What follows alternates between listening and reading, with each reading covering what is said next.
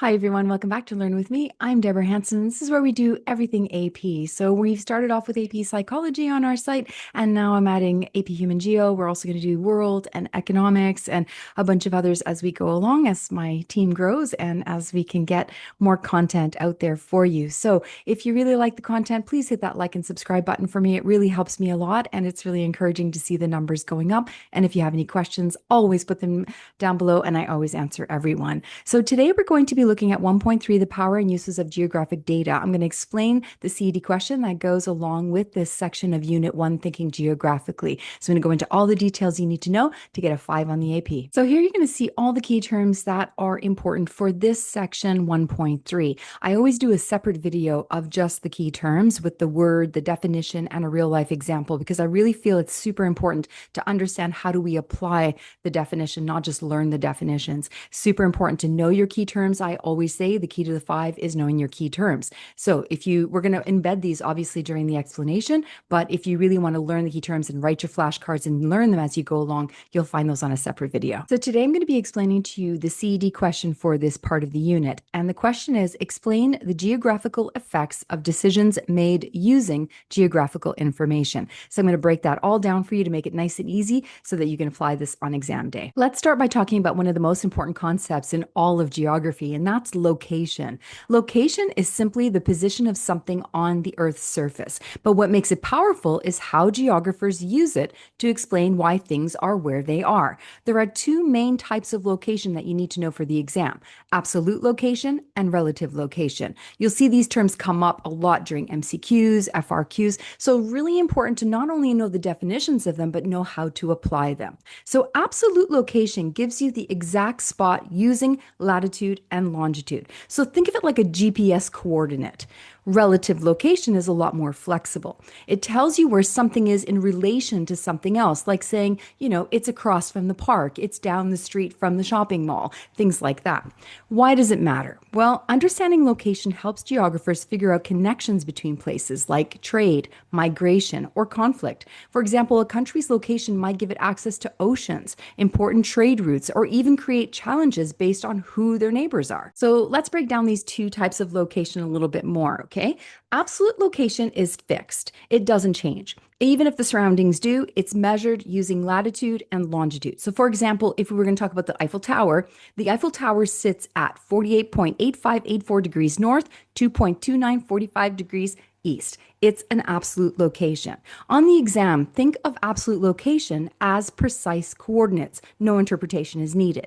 Relative location, on the other hand, is more about relationships. It tells you where something is compared to where something else is, like saying the cafe is next to the library or Canada is north of the United States. The key thing to remember is relative location can change depending on your frame of reference or what's important to you. Here's an exam tip. Watch for questions that ask how a location impacts a region's connection or decisions. Then when you understand this, you're going to understand both types, how they become essential to answering that question. So just to recap, absolute equals exact coordinates. Relative equals comparison to something else. Knowing the difference is foundational to everything else you're going to study in AP Human Geography. So make sure you've got this down. It's one of those topics that kind of sneaks in on the test in multiple different ways. So now we're going to look at another really important concept in 1.3, and that's distance. And more specifically, the difference between absolute distance and relative distance. Now, we just talked about absolute location and relative location. This is different, okay? So think about this now. Absolute distance and relative distance. So first up, let's talk about absolute distance. This is the exact measured space between two places. So think in miles or kilometers, like saying city A is 100 miles or 100 kilometers from city B. It's a number you can't argue with. It stays the same no matter who's measuring it. If it's 100 miles, it's 100 miles. Period. Why is this important? Well, it helps us understand a spatial relationship in a concrete way, like calculating how long a shipment might take or planning infrastructure. Now let's look at relative distance. This one is more flexible and focuses on how accessible or connected two places feel. So for example, city A and city B might still be 100 miles apart, But if there's a high-speed train connecting them, then it takes 30 minutes. That would feel closer than two cities 50 miles away with no direct route. So in AP Hug, this is where time, cost, and effort come into play, not just physical space. Here's an exam tip. If a question talks about perceived closeness or mentions improvements in transportation or communication, it's likely referencing relative distance, not just the number of miles. So this is what you need to remember. Absolute distance equals actual miles or kilometers. Relative distance equals how long or easy it feels to get there. These two concepts help us understand how space is used and experienced differently around the world. Okay, so now let's talk about grid patterns. This is a super practical concept in urban geography that shows up in multiple units, especially in 1.3. So, what is a geographic grid pattern? A grid pattern, also called a grid plan, is an urban layout where streets intersect at right angles, forming a system of squares and rectangles. It's super common in cities across North America and Europe, especially in newer or planned cities. Why? Well, because first, it's easy to navigate. Two, it's efficient for traffic and development. And three, it makes organizing space much simpler. Think like city blocks, parcels, and utilities. If you've ever walked through a city like New York or Toronto, you've definitely experienced a grid system in action. But grid patterns are not just for cities. Look at some real world uses here. Urban planning. Most modern cities and towns use grid layouts to organize streets and zoning in a logical, rectangular, or regular pattern. Agriculture. Yep. Even farming uses grids. Some agricultural systems, like square foot gardening, follow a structured grid for planting crops efficiently. Third, landscaping. Want a clean, organized outdoor space? Landscapers often use grid designs to create order in the gardens and styles of the yard. Lastly, computer graphics. Believe it or not, grid systems are also used digitally. Designers use them in software to align elements and create structured layouts. Here's an exam tip. If the exam asks about urban design, spatial organization, or human impact on the landscape, grid patterns are fair game. Remember, it's all about efficiency and structure. So let's sum it up. Grid patterns equals straight line efficiency. They're used in cities, farms, gardens, and even tech. Now let's move on to pattern distribution. So what is it? Pattern distribution is how something is arranged or spread out in a given area. Geographers use patterns to explain why things are located where they are and what might be influencing that placement. So let's go over three major types of patterns you're definitely going to see on the AP exam. First, linear pattern. This is when objects or activities are arranged in a straight line, like houses built along a road, train stations along a track, towns built along a river. It's super common in rural areas where development tends to follow natural or human-made paths. Next, clustering. Clustering is when things are grouped closely together in one area. This often happens in places where people want to live or work near shared resources. So think about this: tech hubs like Silicon Valley, neighborhoods with strong cultural communities, or downtown areas that are packed with shops and restaurants. It usually reflects access to jobs, infrastructure, and cultural connection. Last one, dispersal. It's also called dispersed pattern. Dispersal is the opposite of clustering. Here, people or activities are spread out over a wide area. This often happens in rural regions where land is used for farming or where people are more self-sufficient and don't need to be close to each other or close to access to commercial businesses. Reason for dispersal could include limited infrastructure, agricultural land use, or just people moving away from crowded urban areas. So here's an exam tip. You may be shown a map or image and asked to identify the type of pattern. So let's focus on the spacing. Straight line equals linear. Tight group equals clustering. Spread out equals dispersal. You can also be asked why these patterns form. So always think about physical geography, culture, economics, and accessibility. So here's a quick recap. If you're thinking about linear, in a row or line, clustering, packed together, dispersal, spread apart. Now let's talk about spatial information. This is important in 1.3. It talks about the big idea that ties directly to how geographers study the world. So what is spatial information?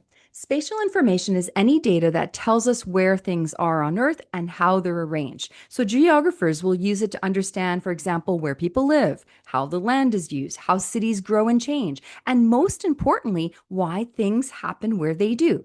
It helps us to see patterns and make sense of the relationships between people, places, and the environment. We're going to break down the main types of spatial information that you need to know for the AP exam. One, geospatial data. This includes data that can be mapped, like GPS coordinates or satellite images. So, for example, showing the population distribution of New York City or mapping land used in a rural area. Two, geographic data types. There are a few different forms. For example, geospatial data, think coordinates and elevation. Field observations, things we observe and record on site, like tree cover or traffic patterns, media reports, news or social media posts that give locations-based insights, travel narratives, personal stories or journals describing movement from place to place, and lastly, policy documents, government plans or zoning regulations that include geographic information. So next we're going to talk about remote sensing. This is collecting data from a distance, usually by satellite or aircraft. Think weather maps or deforestation tracking. The fourth thing we're going to talk about is aerial photography. This is when planes or drones take pictures of the Earth from above. You might see this in city planning or environmental monitoring. And last, census data. Census data is one of the most common types. It's collected by governments to count population, track housing, and record demographics. It's all tied to location. Here's an exam tip. Be ready to identify examples of spatial data and explain how they help geographers understand the world. You want to also watch for questions comparing quantitative data like census reports to qualitative data like travel narratives or interviews. So when you think quantitative, you think numbers. When you think qualitative, you think words. So remember this, spatial information is equal to location plus data plus meaning. Geographers use it to see patterns, explain trends, and plan for the future. So now that we know what spatial information is, let's talk about how it's actually used in the real world. Let's start with mapping. Spatial information helps create accurate maps that show landforms, roads, and landmarks. These maps are used for navigation, city planning, and managing resources. So basically understanding how things are arranged on Earth. Second, GIS, Geographic Information Systems. This is one of the most important tools in modern geography. GIS uses layers of map data to analyze spatial patterns. Cities use GIS to plan transportation routes, respond to natural disasters, and even track disease outbreaks. It's about making smarter decisions using geographic data. Third, surveying. Surveying is the process of using precise measurements to map land. It's essential for things like drawing property lines, planning construction, or developing infrastructure. Surveyors are the people who you see in the hard hats with the tripods and they're measuring the land. They're just gathering spatial data, and that's doing it in action. Location-based services. Ever use Google Map or Uber? These apps rely on GPS and spatial data to help you find nearby places, get directions, and avoid traffic. These tools are based on real-time spatial information.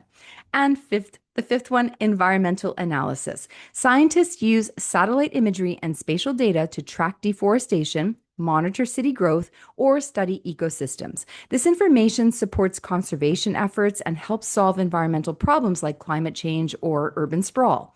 The last one, military operations. The military also relies on spatial information. It's used to map terrain, plan missions, track movement, and stay aware of what's happening in real time. It's crucial for safety, strategy, and decision-making during operations. Here's an exam tip.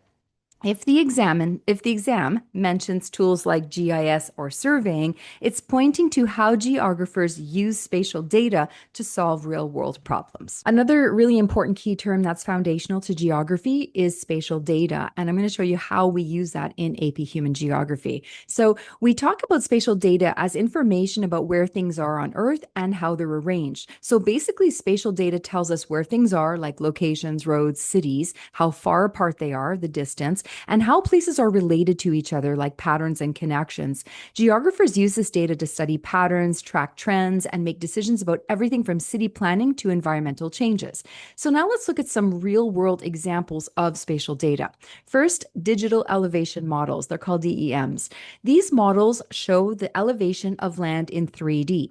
So it helps city with planning, weather predictions, flood risk mapping, and even building design. Second, satellite imagery.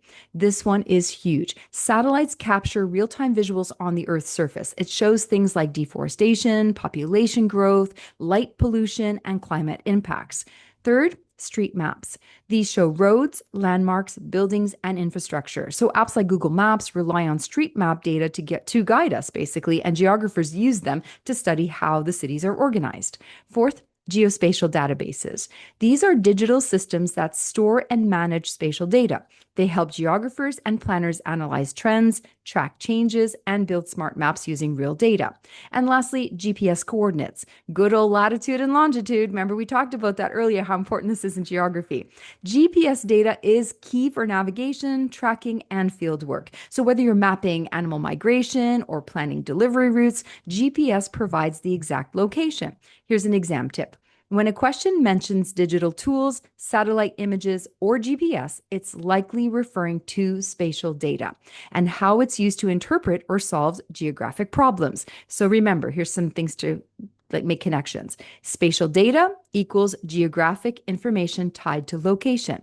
It's used in mapping, city planning, disaster response, and way more.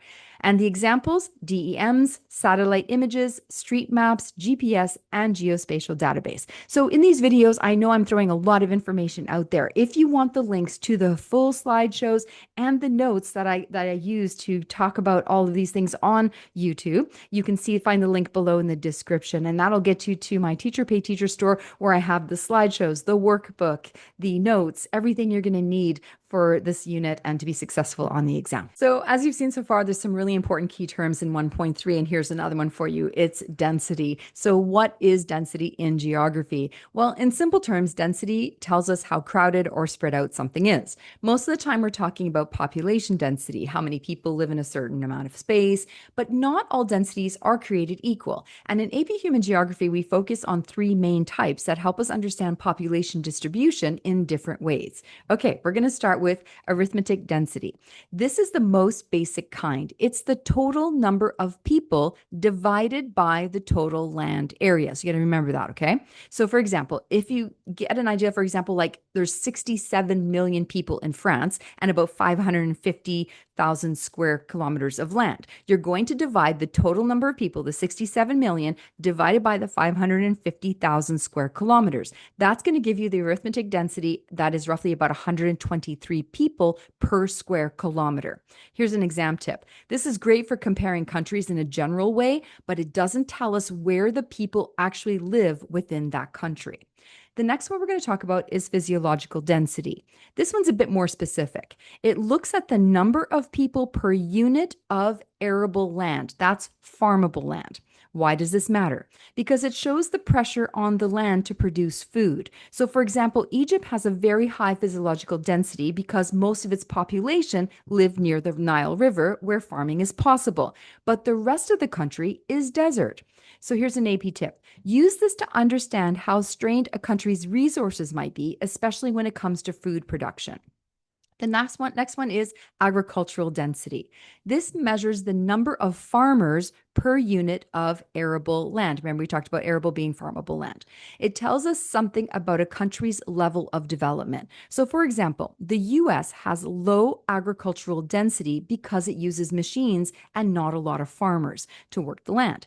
But less developed countries usually have more farmers working smaller plots by hand, leading to higher agricultural density. So for example, this is very useful when comparing levels of economic development in different regions. Here's a quick recap. Arithmetic density, people per total land area.